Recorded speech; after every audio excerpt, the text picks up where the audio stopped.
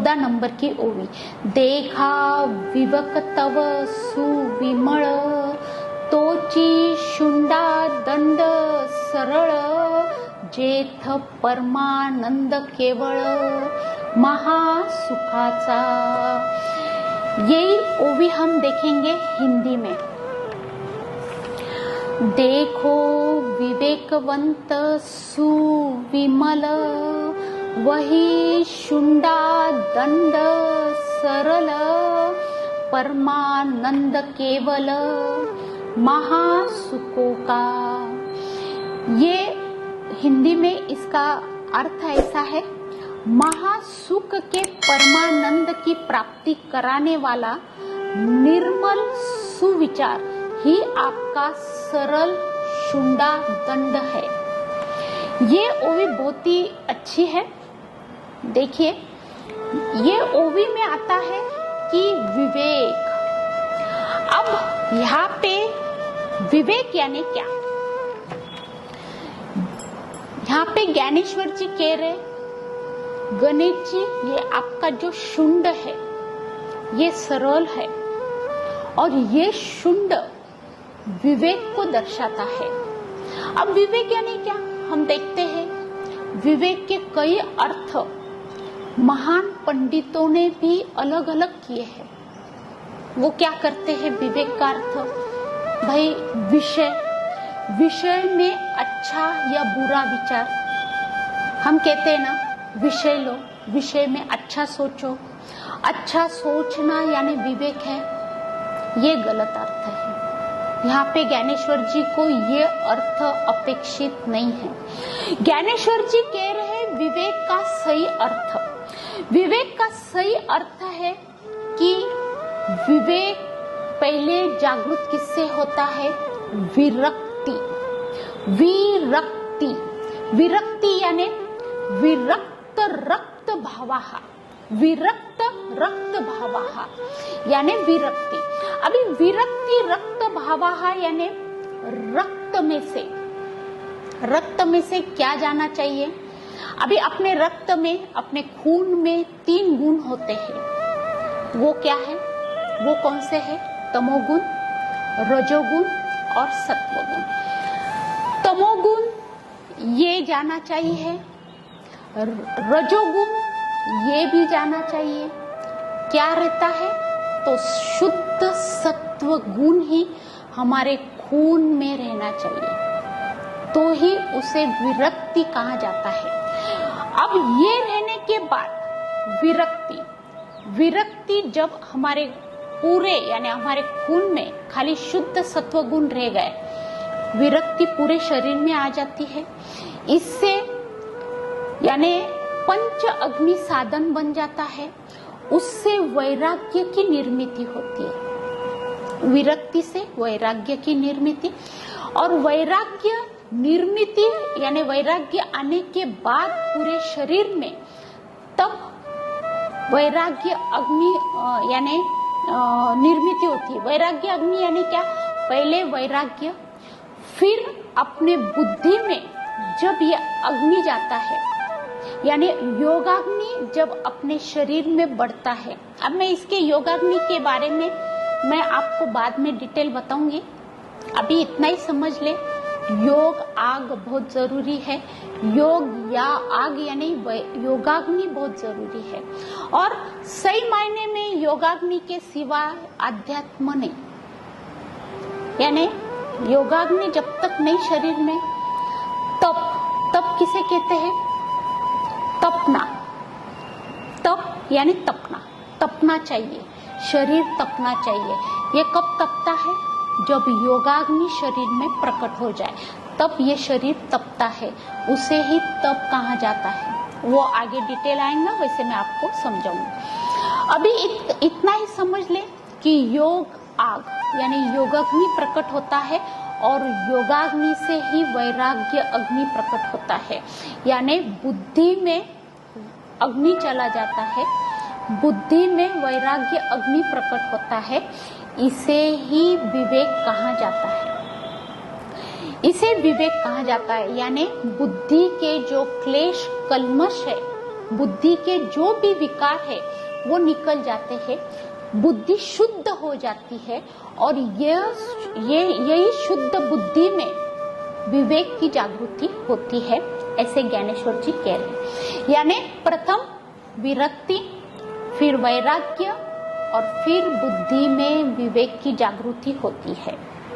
अब विवेक यानी क्या, वेद भाषा में अगर कहा गया तो इसे स्पिरिचुअल क्वोशंट कहा जाता है, यानी अध्यात्म अंक, यानी वेद भाषा में ऋतुम्बरा प्रज्ञा।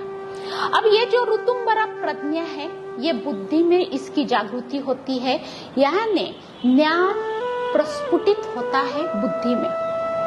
अब ये जो ज्ञान रहता है ये एक्वायर्ड नॉलेज नहीं है, यानी कैसा, हम क्या करते हैं, पढ़ते हैं, किताब पढ़ना, फिर सुनते हैं, भोगते हैं, पढ़ते हैं, ये जो शब्द जन्य जो ज्ञान है ये अध्यात्म अंक नहीं है, ये ऋतुम्बरा प्रज्ञा नहीं है।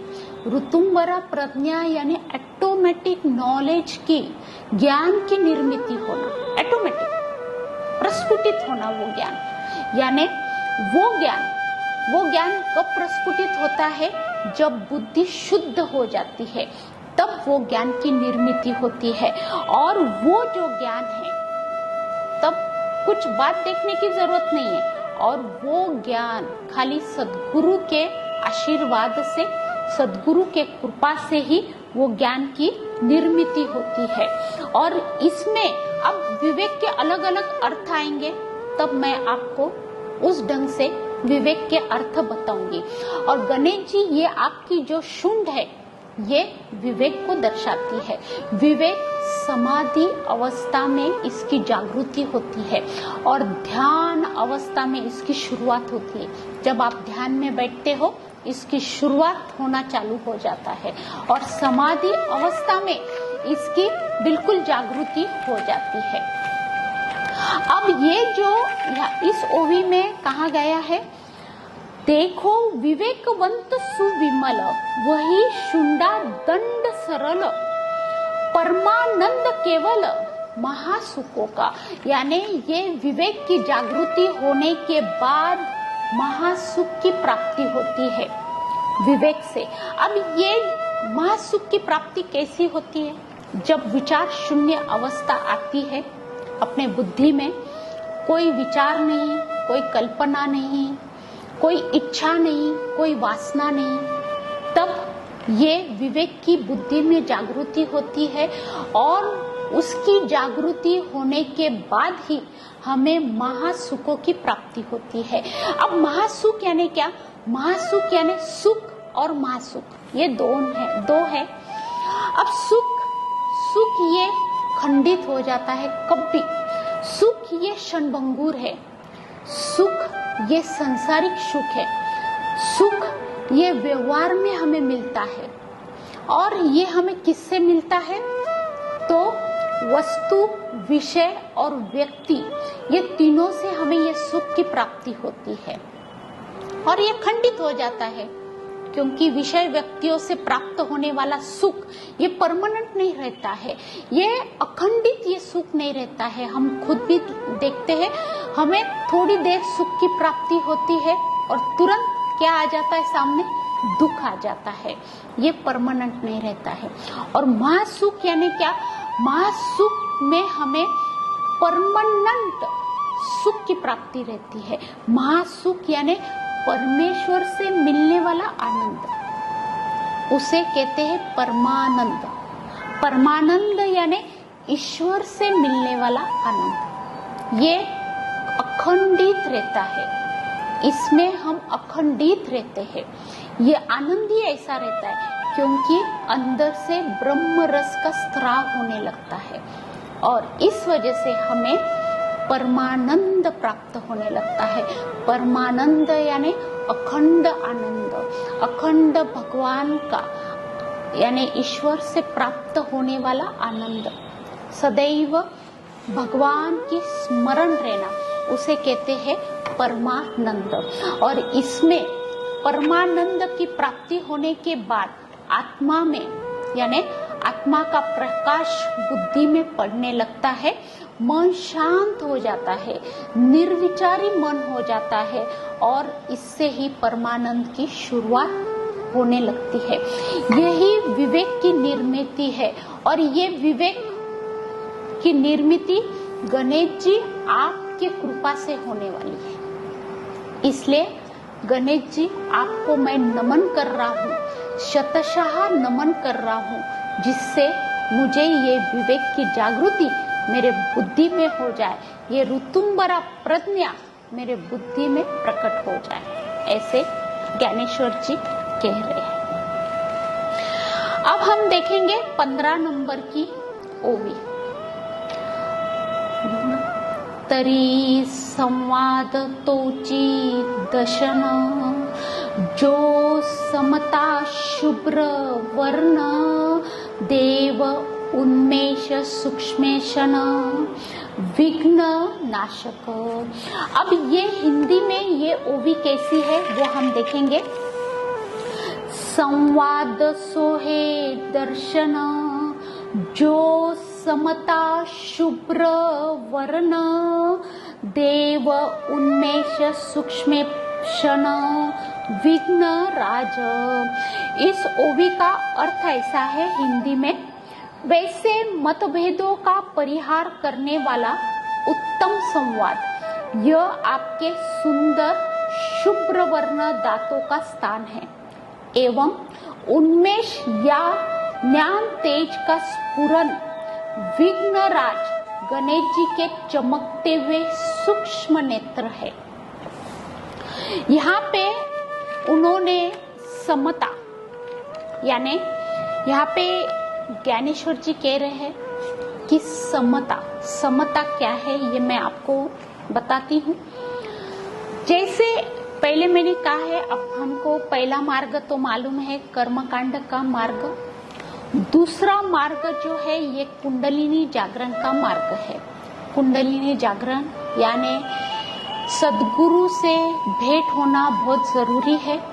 सदगुरु से भेंट होने के बाद यानी उसमें सदगुरु सामने है, कुंडलिनी जागरण है, लेकिन उसके अपने जो शिष्य जो है सामने, उसमें कुछ पात्रता होना जरूरी है, जैसे कि रक्त में विरक्ति, इंद्रियों में वैराग्य और बुद्धि में विवेक की जागृति बहुत होना जरूरी है। यानी सामने सिद्ध पुरुष है, सामने सिद्ध गुरु है और पात्र शिष्य है, ये जब दोनों आमने सामने हैं तब सही मायने में ये ज्ञानेश्वर जी की उद्यान है, यानी ज्ञानेश्वरी की उद्यान है, भगवत गीता का उद्यान है, जब सिद्ध गुरु की हमें भेंट हो जाती है और थोड़ी सी पात्रता हमारे में आ जाती है। और ये जब पात्रता आती है और उनमें वो सद्गुरु सामर्थ्य है कि वो ये 4 योग की अनुभूति हमें दे सके। 4 योग कौन से? तो कर्म योग, राजर्षि योग, ज्ञान योग और भक्ति योग, इसकी अनुभूति हम ले सके। वैसे सद्गुरु अगर हमारे जीवन में आ जाते हैं और हमारा कुंडलिनी जागृत हो जाता है, तो हम ये 4 योग की अनुभूति ले सकते हैं, जिसका निरूपण ज्ञानेश्वर जी ने ये ज्ञानेश्वरी में किया है। अब ये जो 4 योग की हम अनुभूति लेते हैं, ये क्या है? ये आपके सफेद दांत है। हम देखते हैं गणेश जी का ये सफेद दांत है, यानी शुभ्र वर्णी दांत है, शुभ्र है, ऐसे काला नहीं है, पीला नहीं है, शुभ्र वर्णी दांत है। क्यों? क्योंकि ये किसको दर्शाता है? ये समता को दर्शाता है, सम्यक दर्शन है, समता को दर्शाता है। और बुद्धि में, अब मैं आपको एक स्टेप बाय स्टेप बताती हूँ कि बुद्धि में ये समता कब आती है? बुद्धि जब निर्विचारी बन जाती है। अब मैंने पिछले ओवी में आपको बताया